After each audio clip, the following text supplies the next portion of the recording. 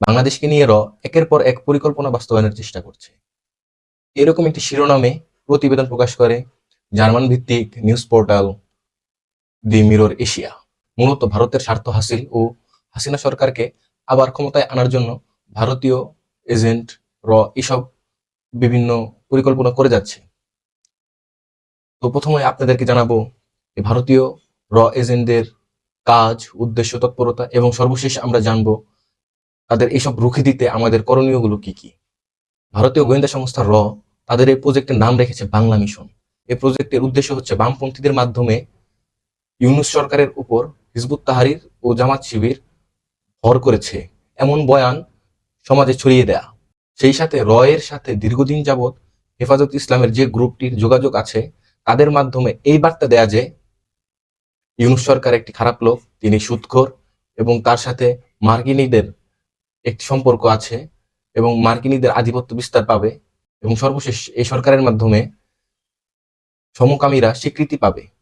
তো এর সাথে কানেক্টেড যে গ্রুপটি আছে তারা চেষ্টা করবে ইসলামপন্থী কোনো দল যাতে ঐক্যমত বা জোট না করতে পারে সেই চেষ্টা তারা চালাবে। এর এজেন্টরা এটাও চেষ্টা করবে যে আন্দোলনকারীদের সাথে হিজবুত তাহরির মিল আছে এবং তাদের আদর্শগত মিল আছে, এই বয়ানটাও তারা ছড়িয়ে দেওয়ার চেষ্টা করবে। প্রতিবেদনটিতে বলা হয়েছে ভারতের অগ্রাধিকার হচ্ছে তরুণদের দ্বারা কোনো দল গঠন করতে না দেয়া এবং এই সরকারের সাথে হিজবুত তাহরির ও শিবিরের প্রভাবিত লোকজন দ্বারা এই সরকার গঠন করা হয়েছে, এজন্য দেশে একটি অস্থিরতা পরিবেশ সৃষ্টি করা। অন্যদিকে নির্বাচনের পরিবেশের কথা বলে আগামী 6 মাসের মধ্যে আওয়ামী লীগকে আবার প্রকাশ্যে নিয়ে আসার চেষ্টা করা। সম্প্রতি চিকেন নেক নিয়ে বৈষম্য বিরোধী ছাত্র আন্দোলনের নেতৃবৃন্দের বক্তব্য এবং 7 সিস্টার নিয়ে বাংলাদেশের মানুষের কৌতূহল এবং তা দখল করার যে প্রক্রিয়া মানুষের মধ্যে জাগরুক হয়েছে তা কিভাবে দমন করা যায় তা নিয়েও এর এজেন্টরা কাজ করে যাচ্ছে। এবং তারপরে আছে সমন্বয়করা বা তরুণরা যে নতুন দল গঠন করবে তা মূলত ভারত বিদ্বেষী দল হবে। মূলত এই দলটি বামপন্থী হলেও তাদের মাঝে কোনো ধর্মের বিদ্বেষ থাকবে না। এর ফলে বামপন্থী যেসব দল আছে তারা একদম কোণঠাসা হয়ে যাবে, তারা কোনো স্পেস পাবে না। এর ফলে নতুন যে দলটি আসবে তারা একটি বিরাট গ্রাউন্ড সহ একটা ভালো জনসমর্থন পাবে।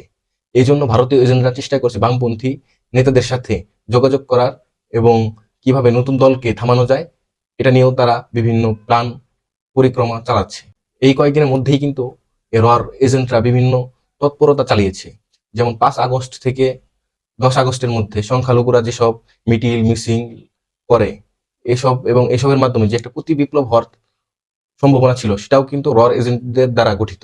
এবং আপনারা খেয়াল করলে দেখবেন এসব কিন্তু মিডিয়া কভারেজ সব ভারতীয় সংবাদ মাধ্যম এবং সাংবাদিকরা করেছে।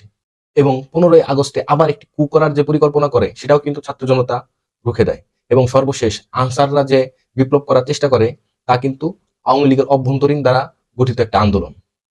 তো এছাড়াও এই সেপ্টেম্বর থেকে নভেম্বর পর্যন্ত কিন্তু এজেন্টরা বিভিন্ন নামে বেনামে বিভিন্ন ভাবে এই সরকারকে ক্ষতিগ্রস্ত এবং প্রতি বিপ্লব করার জন্য আরো নানা তৎপরতা চালাবে।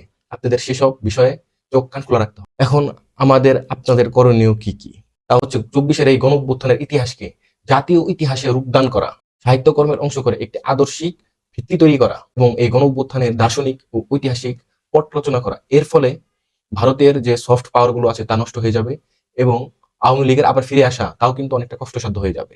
এবং আরেকটি ভাইটাল পয়েন্ট হচ্ছে বিএনপি যদি কোনোভাবে ক্ষমতা আসে তাহলে দিল্লি বাংলাদেশ থেকে তেমন সুযোগ সুবিধা পাবে না, ট্রানজিট পাবে না, গ্যাস পাবে না, বিদ্যুৎ পাবে না, এছাড়াও যেসব সুযোগ সুবিধা আছে সেগুলো কিন্তু পাবে না।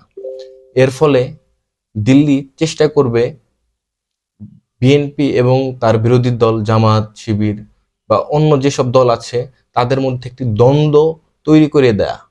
আমাদের ছাত্র জনতার এবং সকলের কাজ থাকবে এসব দ্বন্দ্ব যাতে কোনো দলের সাথে কোনো দলের না হয় এবং এইসব দ্বন্দ্ব রুখে দিতে ছাত্র জনতার যা করা দরকার ছাত্র জনতা কিন্তু সেসব প্রক্রিয়া প্রসেস চালু রাখবে।